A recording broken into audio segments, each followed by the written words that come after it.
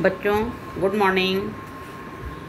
बच्चों अभी तक हमने स्वतंत्रता प्राप्ति के पूर्व भारत की अर्थव्यवस्था के बारे में जाना कि स्वतंत्रता के पूर्व अंग्रेज़ों की शासन व्यवस्था कैसी थी, किस तरह से उन्होंने भारतीय अर्थव्यवस्था का विद्रोहन अपने देश के हित को ध्यान में रखते हुए किया।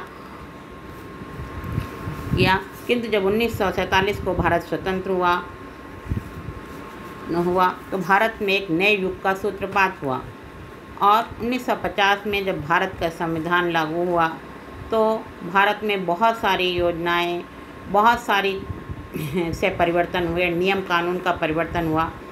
तो ऐसी स्थिति में भारत ने जिस अर्थव्यवस्था को अपनाया वह थी मिश्रित अर्थव्यवस्था, जिसमें पूंजीपति और समाजवादी दोनों शक्तियां मिलजुल कर एक समन्वयकारी शक्ति के रूप में कार्य करते हैं।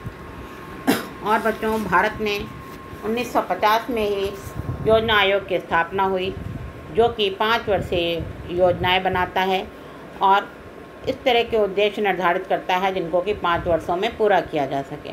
इसके लिए बच्चों हमको जानना होगा कि योजना किसे कहते हैं। बच्चों योजना के अंतर्गत योजना किसी भी देश के संसाधनों को ध्यान में रखते हुए ऐसे उद्देश्यों का निर्धारण करने से है जिन्हें हम एक निश्चित समयावधि में पूरा कर सकें, उसे हम योजना कहते हैं। तो बच्चों भारत में जो पंचवर्षीय योजना है उसके लिए निर्धारित समय है वो 5 वर्ष की है। और भारत में पंचवर्षीय योजनाएं बच्चों सोवियत रूस में इसका क्रियान्वयन हो चुका था पंचवर्षीय योजना का, और वो एक अग्रणी देश था और उसमें इसकी सफलताएं आकी गई कि पंचवर्षीय योजना से सोवियत रूस ने बहुत सारी सफलताएं अर्जित की, बहुत सारे उद्देश्यों को पूर्ण किया। तो उस चीज़ों को ध्यान में रखते हुए वहाँ पे पंचवर्षीय योजना की सफलता को ध्यान में रखते हुए भारत ने भी पंचवर्षीय योजना को अपनाया। और प्रथम पंचवर्षीय योजना के आयोग के अध्यक्ष बच्चों, क्योंकि पंचवर्षीय योजना आयोग के अध्यक्ष तत्कालिक प्रधानमंत्री हुआ करते थे, तो उस समय हमारे देश के प्रथम प्रधानमंत्री पंडित जवाहरलाल नेहरू जी थे और वही योजना आयोग के अध्यक्ष थे और उन्होंने ही पंचवर्षीय योजनाओं का सूत्रपात भारत में किया। तो बच्चों जो पंचवर्षीय योजनाएं बनाई गई उनके लिए 4 चीज़ों को ध्यान में रखते हुए जिस भी क्षेत्र से उद्देश्य निर्धारित किए गए, चाहे वो कृषि से रिलेटेड हो, चाहे वो उद्योग से रिलेटेड हो, चाहे वो भारत की गरीबी, बेरोजगारी, शिक्षा व्यवस्था, स्वास्थ्य सेवाएं या शक्ति के स्रोत, किसी भी चीज़ को ध्यान में रखते हुए किसी भी क्षेत्र से संबंधित उद्देश्य निर्धारित किए गए। लेकिन उनमें हम 4 चीज़ों को ध्यान में रखते थे।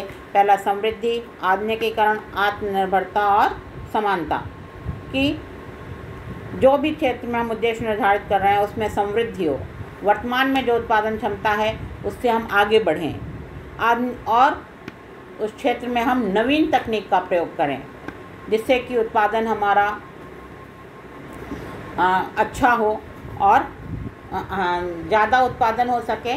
और नवीन तकनीक के प्रयोग से एक रूपता, जो सामान की जो गुणवत्ता होती है, वस्तुओं की जो गुणवत्ता होती है तकनीक के प्रयोग से वो अच्छी होती है। तो हमें 2 चीज़ें करनी थी, उत्पादन की जो वर्तमान स्थिति थी उसको बढ़ाना और आधुनिक तकनीक का प्रयोग करते हुए आगे बढ़ना। फिर जो तीसरा उद्देश्य था किसी भी क्षेत्र से निर्धारित उद्देश्य में आत्मनिर्भरता, कि हम जिस भी क्षेत्र के लिए उद्देश्य निर्धारित कर रहे हैं उसमें हम आत्मनिर्भर हो सकें, हमें किसी अन्य देश से उसके लिए जो है सहायता न लेनी पड़े या किसी अन्य देश से हमें उस वस्तु को आयात न करना पड़े।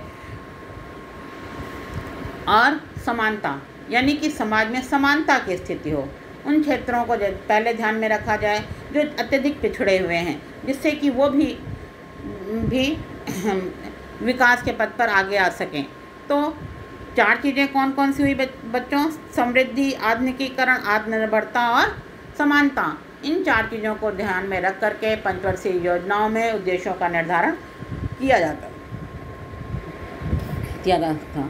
तो बच्चों समृद्धि का मतलब है कि जो देश में वस्तुओं और सेवाओं का उत्पादन क्षमता में वृद्धि, इसका अभिप्राय उत्पादक पूंजी के अधिक भंडार हैं परिवहन, बैंकिंग आदि सहायक सेवाओं का विस्तार, यानी कि ऐसी चीज़ों का विस्तार करना, बैंकिंग का विस्तार करना जिससे कि हमारे देश में पूंजी का निर्माण हो सके। बच्चों, बिना पूंजी के किसी भी तरह का उत्पादन संभव नहीं है। जैसा कि इस समय आप लोग बच्चों देख रहे हैं कि लॉकडाउन के तहत किसी भी तरह की वस्तुओं का उत्पादन नहीं हो रहा है और हमारी अर्थव्यवस्था में बेरोजगारी भी अत्यधिक बढ़ चुकी है और विकास दर शून्य हो चुकी है। तो इसलिए बच्चों, उत्पादन किसी भी देश की अर्थव्यवस्था के लिए अत्यधिक आवश्यक है और उत्पादन में समृद्धि होते रहना चाहिए। यदि हम नए नए क्षेत्रों में नए नए उद्योग, नई नई चीज़ों का विकास कर रहे हैं, नए नए उद्योगों को लगा रहे हैं, तो यानी कि हमारा देश विकास के पथ पर आगे बढ़ रहा है। और उद्योगों को लगाने के लिए सबसे ज़रूरी होती है पूंजी, और उसके लिए बहुत ज़रूरी है कि हम किसी भी क्षेत्र में पूंजी का निर्माण करें। उसके लिए बैंकिंग व्यवस्था का सुदृढ़ होना बहुत ज़रूरी है। बैंकिंग और यातायात के साधन और बैंकिंग, यातायात के साधन और संचार के साधन, इन तीनों चीज़ों का विकास भी अत्यधिक आवश्यक है। जब हम इन सब चीज़ों का विकास करेंगे तो समृद्धि के पथ पर आगे बढ़ेंगे।